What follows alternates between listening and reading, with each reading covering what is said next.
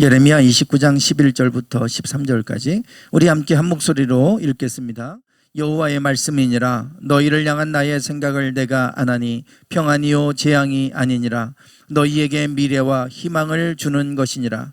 너희가 내게 부르짖으며 내게 와서 기도하면 내가 너희들의 기도를 들을 것이요 너희가 온 마음으로 나를 구하면 나를 찾을 것이요 나를 만나리라.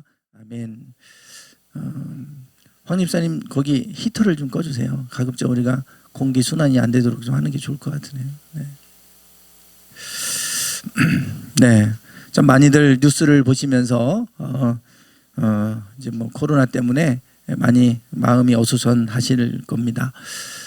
이런 일을 이렇게 겪으면서 정말 이 우리 교회들도 그렇고 모든 모임들 또 뭐 사업하는 분들이나 다 지금 경제도 그렇고 모든 것들이 지금 다 불안정하고 대전에서도 확진자가 지금 3명이 나와서 지금 비상 상태이죠. 이미 전국적으로 다 확산되는 그런 지금 상황입니다. 모든 것들을 다 이제는 잠정 중단하고 이렇게 취소하고 하는 지금 이런 상황이어서 더 이상 확산되지 않도록 우리가 모임을 지금 폐하고 하는 그런 상황이죠. 지금 우리 뭐 갑자기 뭐 31번까지 나오다가 막 갑자기 폭증을 해서 지금 뭐 400번이 넘어가고 뭐 이런 상황인데 80% 감염자의 확진자의 80% 이상이 신천지에서 지금 나오고 있다 그러지 않습니까? 그래서 지금 신천지가 계속해서 뉴스 검색하면 신천지에 관련 글들로 기사들로 도배가 되고 있습니다. 이미 우리는 이 신천지가 어떠한 집단인지 알고 있고 이미 교회들을 다 파괴해 놓고 얼마나 많은 가정들을 파괴했습니까? 그래서 그 위험성을 우리가 수없이 또 비판하고 또 고발하기도 하고 하지만 이 사회는 이 종교에 관심이 없으니까 그리스도인들이나 그게 그들의 문제지 우리의 문제는 아니라고 생각을 했는데 막상 이런 일을 만나보니까 지금 심각한 문제의 근원이 신천지로부터 시작됐기 때문에 물론 뭐 거기서부터 시작됐다고 해서 문제가 아니라 그들의 은밀한 포교 방식, 잘못된 사람들을 거짓말하고 속이고 드러내지 않는 그러한 집단의 특성 때문에 이것이 더 급속도로 확산하는 계기가 됐다는 건 아니겠어요? 그래서 이것 때문에 지금 우리나라가 완전히 지금 완전 미궁 속으로 혼돈 속으로 빠져들었는데 참 불행한 일이죠. 우리나라에 이렇게 아주 뭐 중국 우한과 같이 급속도로 지금 이런 일들이 일어나고 있으니까 이 일로 인해서 그래도 신천지의 정체가 세상 가운데 드러났어요. 많은 이들이 신천지를 알게 됐고 그들의 포교 방식을 알게 됐고 은밀하게 침투해서 교회를 파괴하고 있다고 하는 비윤리적이고 비사회적인 그들의 방식들, 전혀 양심의 가책을 느끼지 않는 그들의 행태들이 다 이번 일을 통해서 드러난 것은 그나마 다행입니다. 좀 우리 사회에 이런 큰 혼란을 야기해서 너무 불행한 일이지만 저 신천지의 존재가 얼마나 많은 가정들을 깨뜨려 왔는지 몰라요.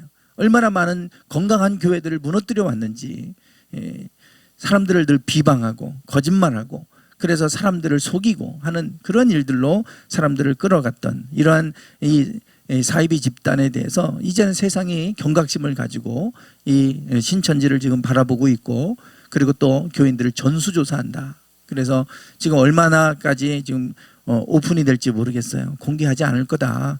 그들에게 지금 개교회에 침투되어 있는 사람들이 너무나 많이 있기 때문에 그들을 공개하지 않을 거다. 그러면 그것이 공개가 안 되면 이것을 막을 방법이 없기 때문에 지금 신천지를 전수조사하겠다. 뭐 이렇게 지금 뭐 시별로 뭐 광주나 뭐 경기도나 뭐 여러 도에서 지금 여러 시에서 지금 그렇게 하겠다고 이야기를 하고 있는 그런 상황이죠.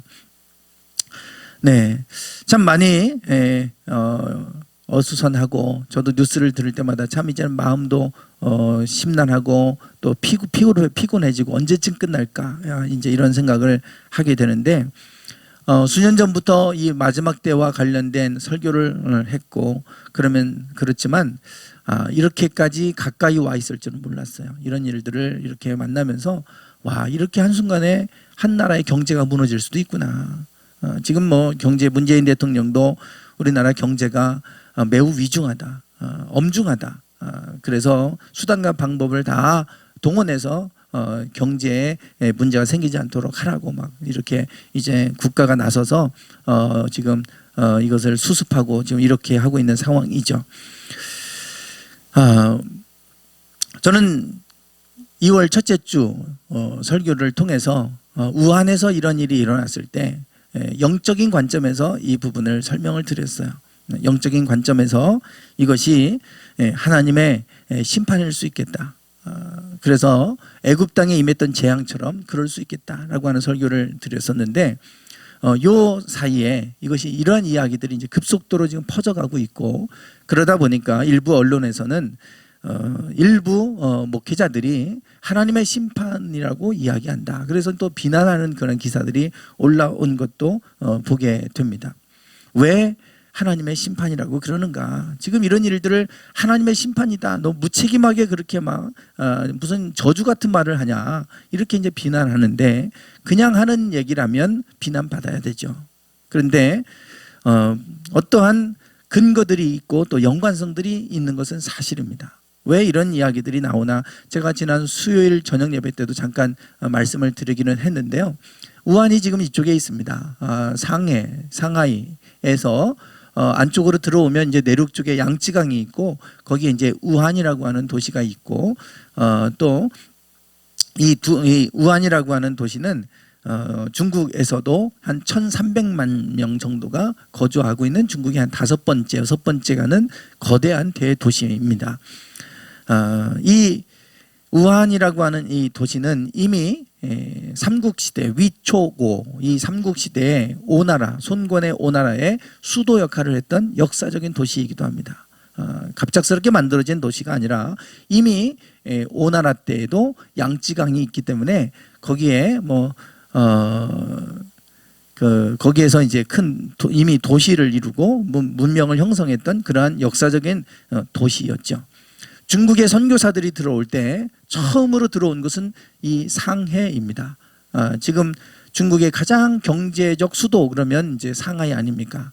이 외국인들이 들어올 때 상해로 먼저 들어왔고, 중국의 선교사들도 상해로 들어왔어요. 그리고 대부분의 선교 중심지가 상해 중심지였어요. 왜냐하면 내륙으로 들어가면 위험하니까 내륙으로 들어가지를 않았어요. 그런데 모든 선교사들이 다 상해에 집중되어 있으니까 안 되겠다. 그래서 영국의 런던 선교회에 소속돼 있던 허드슨 테일러, 많이 들어보셨을 겁니다. 중국 선교의 아버지, 중국 선교의 개척자라고 불리는 분입니다. 이 허드슨 테일러 선교사가 내가 내륙으로 들어가서 그들에게 복음을 전해야 되겠다. 그리고 나서 내륙 선교회를 조직을 하고 내륙으로 들어가게 됩니다. 그 내륙으로 들어가고 이제 거기에서 여러 가지 많은 핍박들도 이제 겪게 되는 그러한 이제 허드슨 테일러 선교사의 관련된 글들을 읽어보면 이제 그런 이야기들이 많이 나옵니다. 그 얼마나 많이 어려웠겠어요. 우리나라 때도 뭐 아기를 잡아먹는다 하는 뭐 이런 유언비어들을 퍼뜨리고, 그래서 선교사들이 정말 어려운 가운데 있었는데 중국도 그런 일이 있었더라고요. 똑같이 허드슨 테일러도 그런 이제 어려움을 겪곤 했는데, 그 내륙 중심이 바로 우한이라고 하는 곳입니다. 내륙의 중심지 역할을 했던 곳이 바로 우한이고, 이 우한에서 내륙 선교에 참여하고 우한에서 복음을 전하는데 함께했던 분이 토마스 선교사입니다. 우리나라의 최초의 순교자 토마스 선교사. 이분이 우한에서 이 내륙 선교회에 들어가서 똑같이 이제 내륙에 있는 사람들에게 복음을 전하기 위해서 우한에 들어가서 선교 활동을 하다가 거기에서 조선 사람을 만나게 됐고, 조선 사람이 우리에게도 복음을 좀 전해달라. 그래서 성경책을 번역을 해서 우리나라 대동강으로 들어와서 신미양요 때, 그때 제너럴 셔먼호를 타고 들어왔다가 그 쇄국 정책에 맡겨서 돌아가라고 하는데 돌아가지 않았다가 불에 타서 결국은 이제 대동강변에 내리게 되고, 그때 내리자마자 참수당하지 않았습니까? 성경책 던져놓고 그 성경책을 가지고 집에 이제 도배를 한 것이 최초의 널다리골 교회가 돼서 장대현 교회 평양 대부흥운동의 중심지가 되는 그 출발점이 된 선교사가 토마스 선교사인데, 이분이 우한에서 복음을 전하다가 조선 땅에 들어온 것이죠. 우한은 그만큼 이 내륙 선교의 중심지가 됐습니다. 그래서 중국 선교의 거점 세 군데 하면 북경과 또 우한 그리고 상해 이렇게 세 군데예요. 이렇게 세 군데인데 이 우한은 우리가 평양을 가리켜서 제2의 예루살렘이다 이렇게 불렸던 곳이 평양인데 중국의 예루살렘 그러면 우한이냐 우한이라고 할 정도로 우한은 이 허드슨 테일러의 거점 역할을 하면서 선교사들이 그 내륙 선교의 본거지로 삼는 그런 중요한 곳이었기 때문에 많은 크리스찬들이 있었고 뜨겁게 신앙을 가지고 있었던 이들이 많이 있었던 곳이 우한이었어요.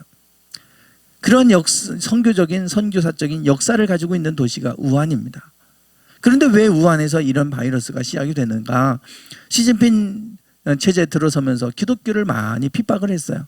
그런데 핍박했는데 그 핍박하면서 그 종교 정책, 탄압 정책을 펴는데 그 시범 도시가 우한이었다 그래요. 시진핑 정부가 이 기독교를 박해하는 종교 정책의 시범지로 삼았던 곳이 우한입니다. 그 정도로 우한은 중국에서 이 시진핑 체제에서 가장 위협이 되는 그런 도시라고 생각을 했고 기독교가 또 가장 왕성하게 활동되어지는 도시가 우한이었기 때문에 이곳을 가장 먼저 잡아야 되겠다. 그러고 나서 우한을 이제 그들의 종교 정책의 시범지로 삼는 곳이 우한이었어요.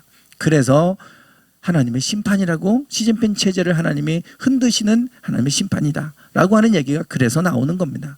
그냥 이거를 막연하게 하나님 심판이라고 말하는 것이 아니라 그런 연관성을 가지고 있기 때문에 그래서 하나님의 심판이다 뭐 이런 얘기들을 하고 있는 것이고 그래서인지 시진핑 체제가 흔들리고 있다 그러지 않습니까? 지금 시진핑 정부가 많이 지금 어려움에 있고 체제를 유지하기가 쉽지 않은 상황이라는 얘기까지 나올 정도로 중국도 심각한 지금 상황에 직면해 있는 것을 보게 됩니다. 설상가상으로 지금 사막의 메뚜기 떼가 중국 국경에 접근 중이다. 뭐 이런 기사가 2일 전에 올라와 있었어요. 지금 사막 메뚜기 떼 이미 영상을 보셨는지 모르겠습니다. 하늘을 시커멓게 덮죠. 그 사막 메뚜기 떼가 4천억 마리가 이미 동아프리카를 다 휩쓸었습니다. 황폐화시켰어요. 그리고 동아프리카를 지나서 지금 인도, 파키스탄 지역, 파키스탄을 지금 황폐화시키고 있고 파키스탄과 중국이 국경을 마주하고 있습니다. 지금 그 중국 국경까지 와 있다는 거 아니겠어요? 그래서 조금 있으면 중국을 덮을 수 있다 이런 얘기까지 나와요. 전문가들은 코로나 바이러스보다 이 사막 메뚜기 떼가 훨씬 더 중국에게는 지금 위험하다 이런 얘기를 지금 하고 있는 상황입니다. 여러분 4천억 마리면 상상이 안 가잖아요. 도대체 4천억 마리면 어느 정도가 되는지. 이 4천억 마리가 한번 앉았다가 일어나면 하루에 3만 5천 명이 먹을 양식을 먹어치운답니다. 하루에 3만 5천 명이 먹을 하루의 양식이에요. 3만 5천 명이 먹을 하루 양식이 이 4천억 마리가 앉았다가 일어나 버리면 사라져버리는 거예요. 이러니 심각한 문제잖아요. 더 큰 문제는 6개월 정도 지나면 계속해서 지금 이 메뚜기떼들이 급증하고 있다는 거예요. 6개월 정도 지나면 500배 이상 급증할 거다. 이런 지금 전문가들이 예견을 하고 있어요. 지금 4천억 마리도 어마어마하게 많은 숫자인데 그거에 500배면 이게 얼마입니까? 이 계산이 안 돼요. 이게 200조인가요? 200조? 이게 지금 조 단위로 넘어가니까요. 이게 어마어마한 거죠. 그래서 지금 중국은 이미 지금 파키스탄에 전문가를 보내서 파키스탄 내에서부터 그거를 막아야 되니까 지금 그쪽에 관련된 전문가를 지금 파견했다는 경우 기사들이 지금 올라와 있어요. 왜 갑자기 사막 메뚜기 떼가 급증한 것일까? 그와 관련된 기사도 제가 봤어요. 우리가 지난 6개월 동안 호주에 큰 산불이 있었죠. 보니까 이제 6개월 만에 종료가 됐다고 그래요. 이 산불로 인해서 10억의 생명체가 야생 동물들이 다 죽었다는 거 아니겠습니까? 완전히 호주가 국가 비상 상태를 선언할 정도로 완전히 산불로 인해서 호주가 엉망이 됐죠. 6개월 동안 이 불을 끌 수가 없었는데 6개월 만에 종료가 됐다고 그래요. 너무나 큰 상처를 입었고 너무나 큰 피해를 입었습니다. 이것이 메뚜기 떼와 관련이 있다는 거예요.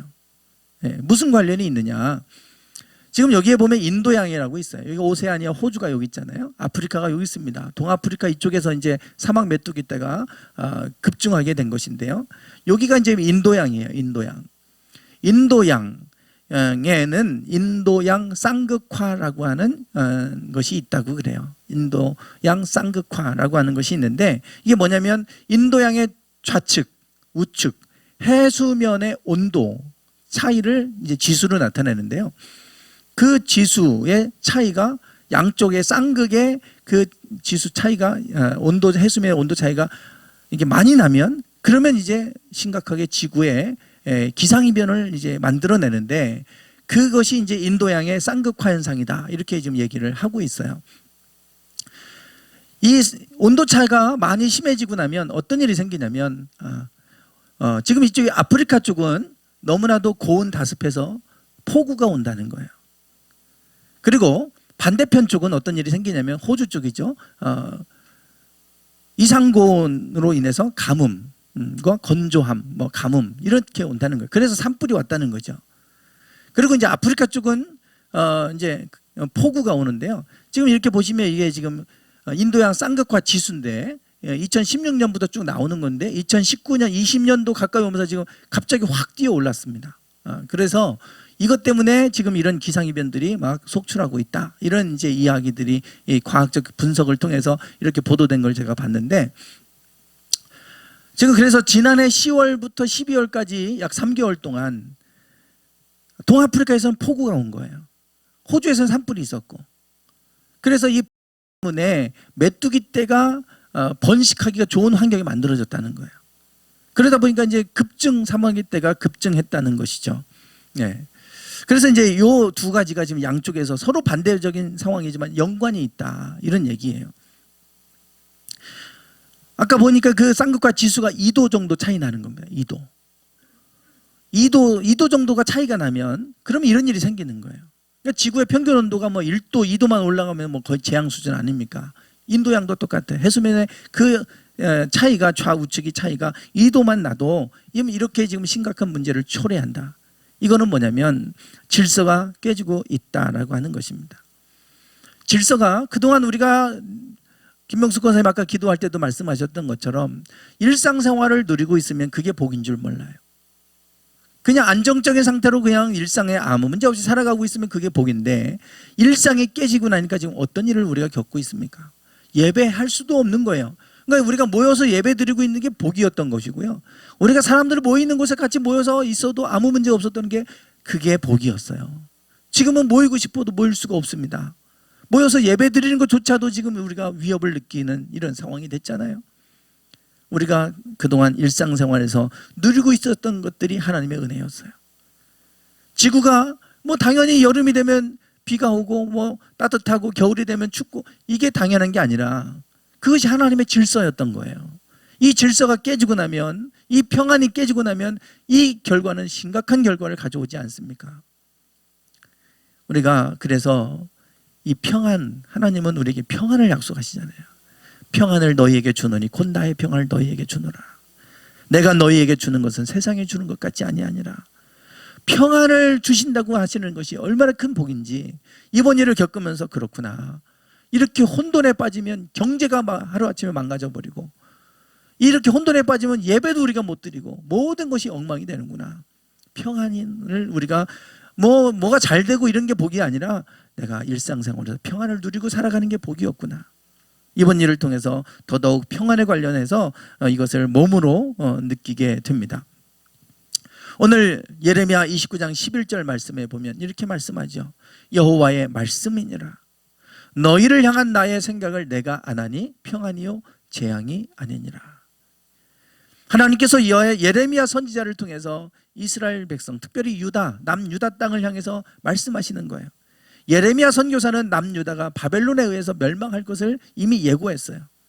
그리고 남유다가 멸망하는 것을 본 선지자가 예레미야 선지자입니다. 그들에겐 재앙이잖아요, 재앙. 그러나 그런 상황에서 그 낙심하고 있는 그들을 향하여 예레미야 선지자가 외치는 것은 뭐냐면 너희를 향한 하나님의 생각, 그거는 재앙이 아니라 평안이다. 평안에 대해서 말씀하고 있어요. 지금 여기 보면 평안의 반대가 뭡니까? 평안의 반대말이 뭘로 나와요? 재앙이에요, 재앙. 평안이 깨지는 것이 재앙인 거예요, 여러분. 우리가 재앙 그러면 기상이변이 속출하는 이런 현상만 재앙이라고 생각하죠. 예. 지금 이 평안은 뭐냐? 샬롬이에요, 샬롬. 우리가 샬롬, 샬롬. 유대인들이, 이스라엘 사람들이 인사말이 샬롬입니다.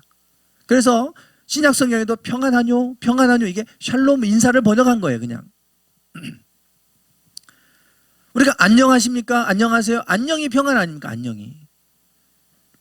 그래서 이 샬롬 안에는요, 평안이란 뜻도 있고 번영이란 뜻도 있어요. 이게 히브리어입니다, 샬롬. 신약 성경은 평안으로 번역한 헬라어, 에이레네라고 하는 건데, 이것도 평안, 번영, 두 가지를 다 갖고 있어요. 이게 서로 다른 단어가 아니라 평안할 때 번영이 오는 거예요. 평안이 깨지고 나니까 지금 다 엉망진창이 돼서 번영이고 뭐고 지금 다 경제가 지금 침체되고 IMF에서도 지금 이제 뭐 경제 성장률을 낮추고 막 이러지 않습니까? 세계 경제에 침체가 오지 않을까 지금 다 우려하고 있지 않아요?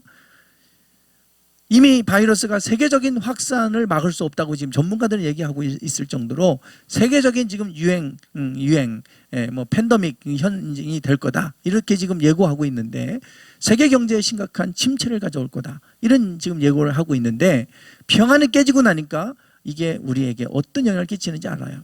평안할 때 번영이 오는 거고 그래서 이 샬롬 안에는 평안과 번영이 함께 들어가 있어요. 같은 그 안에 다 지금 포함되어 있는 거예요. 하나님이 우리에게 평안을 주시는 게 얼마나 큰 복인지. 우리를 향한 하나님의 계획은, 생각은 절대 재앙이 아니라 평안이다 그랬어요. 이 재앙이라고 하는 이 단어는 기상이변 같은 게 아니라 나쁜, 악한, bad예요. 영어로 bad. 악한, 나쁜. 그러니까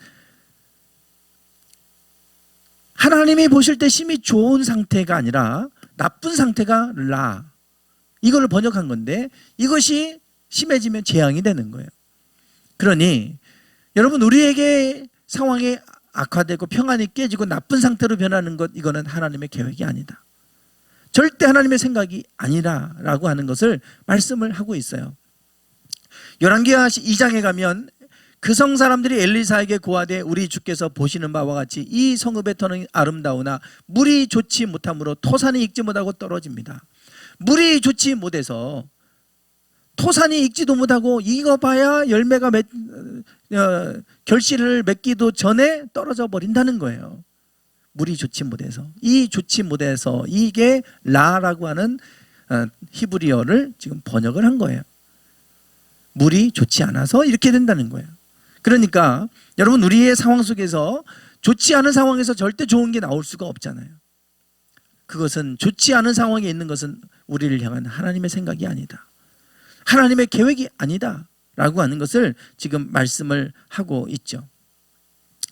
그래서 우리가 평안의 반대가 라, 좋지 않은 상태. 좋은 상태는 질서가 잡혀있는 상태. 그래서 질서가 잡히면 보기 아름답고 좋아 보이잖아요. 질서가 깨지고 어수선하게 막 늘어벌려져 있고 막 이러면 보기가 안 좋아요. 그래서 하나님 보기에 심히 좋았다고 하는 것은 매우 안정적인 상태, 좋은 상태, 평안한 상태를 얘기하는 거예요. 평안과 번영은 함께 오는 겁니다. 가정이 평안할 때 가정이 잘 되는 거고 교회가 평안할 때 교회가 든든히 서가는 거예요. 그래서 사도행전 9장 31절 뭐라고 말씀하냐면 그리하여 온 유대와 갈릴리와 사마리아 교회가 평안하여 든든히 서가고 평안이 깨지면 어디든지 다 망가지게 되어 있습니다. 중요한 거는 평안하여 든든히 서간다는 거예요. 그래서 사도 바울이 이 신약 성경의 서신들을 보면 첫째 인사말과 뒤에 마지막 끝 인사를 볼 때 항상 뭐라고 하냐면 은혜와 평강이 너에게 있을지어다. 은혜와 평강이 너에게 있기를 원하노라. 평강에 대해서 얘기해. 그게 평안이에요. 에이레네. 너희들에게 평안이 있기를 원한다는 거예요. 그 평안은 어디서 오냐면 하나님의 은혜 아래 있을 때 오는 겁니다. 은혜와 평강의 짝이에요. 우리가 노력한다고 평안이 오는 거 아니잖아요. 하나님이 평안해 주셔야 돼요. 이 우주의 질서를 우리가 어떻게 마음대로 합니까? 하나님이 지금까지 그 만물을 붙들고 계시고 질서 안에 있게 하시니까 우리가 평안이 있었지. 질서가 깨지고 나니까 우리가 할 수 있는 게 하나도 없어요. 저 산불을 막으려고 해도 6개월 동안 불을 타는 걸 어떻게 막을 수 있겠어요? 수많은 10억이 되는 생명체가 다 죽어버렸잖아요. 지금 이 바이러스를 우리가 어떻게 막겠어요? 지금 정부에서 몸부림치지면 안 되잖아요. 막을 방법이 없어요. 저 사막에 저 메뚜기 떼를 어떻게 막겠습니까?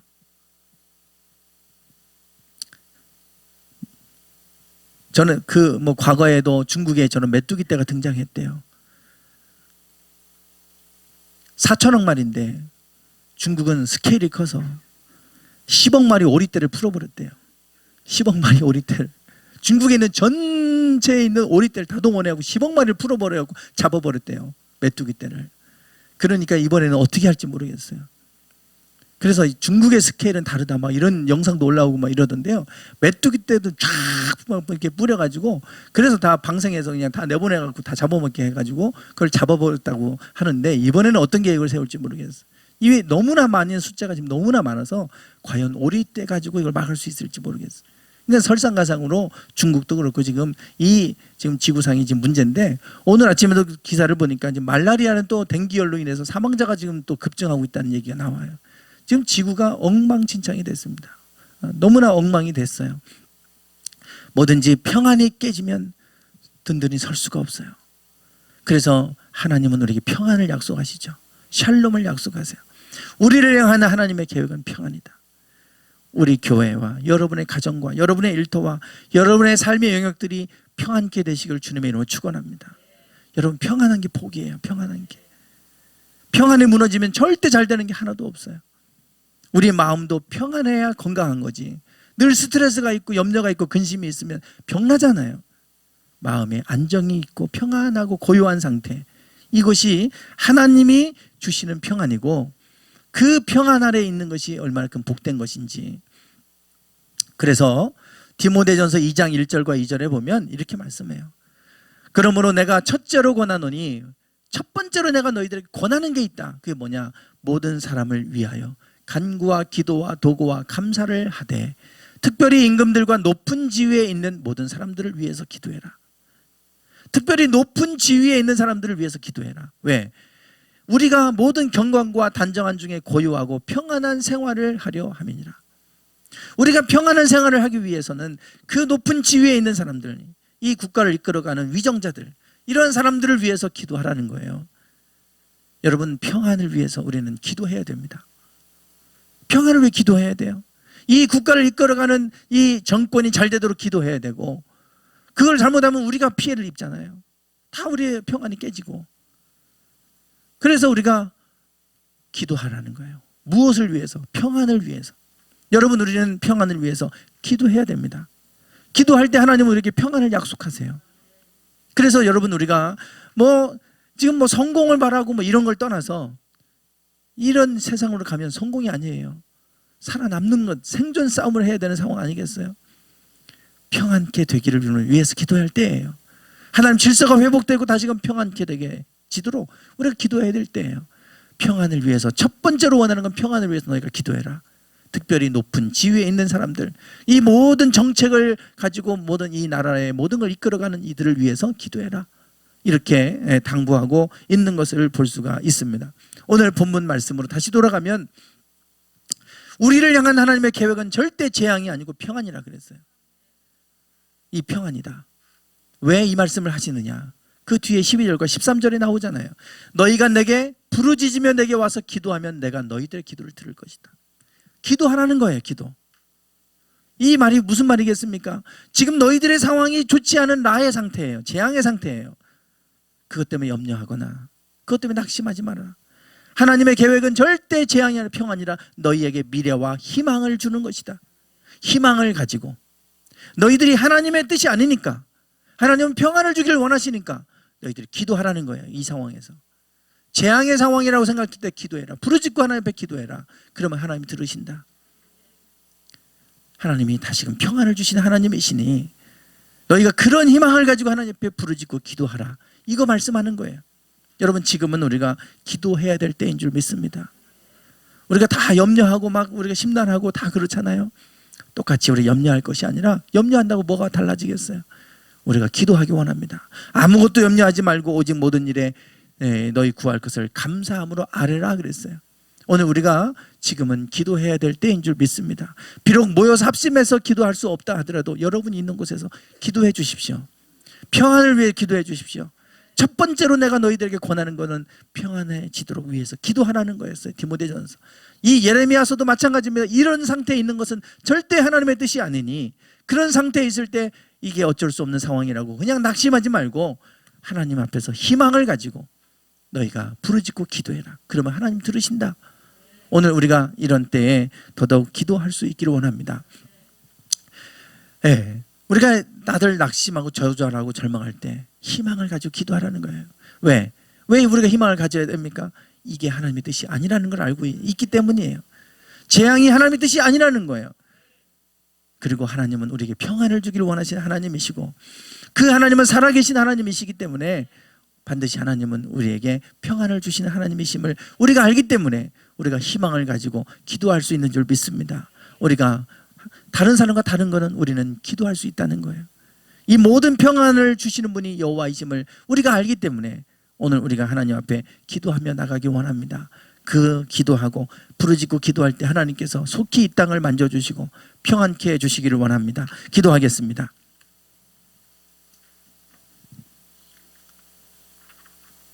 하나님, 지금은 우리가 힘써 기도해야 될 때입니다. 하나님, 우리가 할 수 있는 것은 하나도 없습니다. 하나님께서 속히 임하여 주셔서 이 땅을 고쳐주시고 여호와가 하나님이심을 드러내 주셔서 하나님 모든 이들이 보게 하여 주시고 알게 해 주시옵소서. 모든 영역들이 지금 무너져 내려가고 있습니다.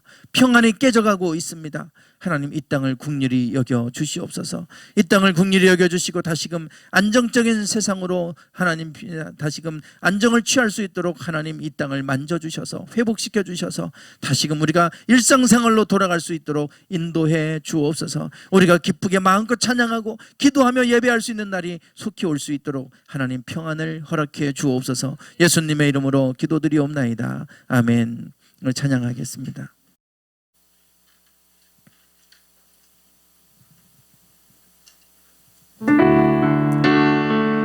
은혜 아니면 사랑할 수가 없네.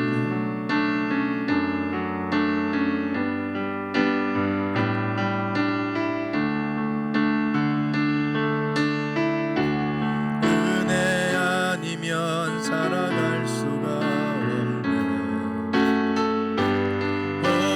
마저도 다 주의 것이니 세상 평안과 위로 내게 없어. 예수, 오직 예수뿐이네. 다시 한번 은혜 아니면 살아갈 수가 없네. 마저도 다 주의 것이니 세상 평안과 위로 내게 없어. 예수, 오직 예수뿐이네. 그 신계획 다 볼 수도 없고 작은 것 안에 지쳐도 주께 묻기 나의 모든 삶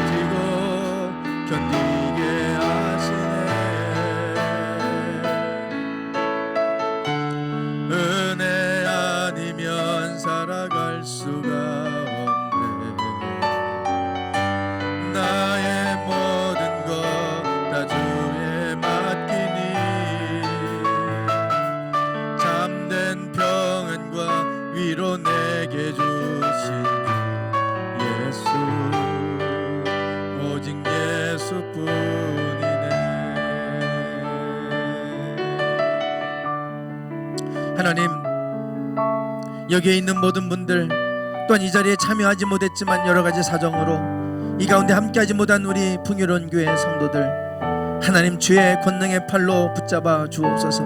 주의 보혈의 피로 덮습니다. 주의 보혈의 피로 덮습니다. 주님, 저들을 하나님 보호하여 주시옵소서. 하나님, 보혈의 피가 뿌려진 곳마다 하나님 죽음의 영이 건너뛰었던 것처럼 하나님 저들을 보호하여 주시옵소서. 하나님 고센 땅을 구별하여 주셨던 것처럼 저희들을 구별하여 주시옵시고, 하나님 이러한 상황 속에서도 능히 이겨내게 하여 주시옵소서. 하나님, 우리가 조심하되, 그러나 하나님 조심하는 것만으로 막을 수 없음을 압니다. 하나님 지켜주시고 보호해 주셔야 되겠사오니 저희들의 가정들을 지켜주시고 저희들의 일터들을 지켜주시고 이 교회를 지켜주시고 이 더 나아가 이 사회와 이 나라와 이 열방을 하나님 속히 치유하여 주시고 회복시켜 주시옵소서. 지금은 우리 주 예수 그리스도의 은혜와 아버지 하나님의 극진하신 사랑하심과 성령님의 감동 감화 충만하심, 어려운 상황 속에서도 주님의 보호 아래 거하며 살기를 소망하는 당신의 사랑하는 모든 성도들 위해 지금부터 영원토록 함께 하시기를 간절히 축원하옵나이다. 아멘.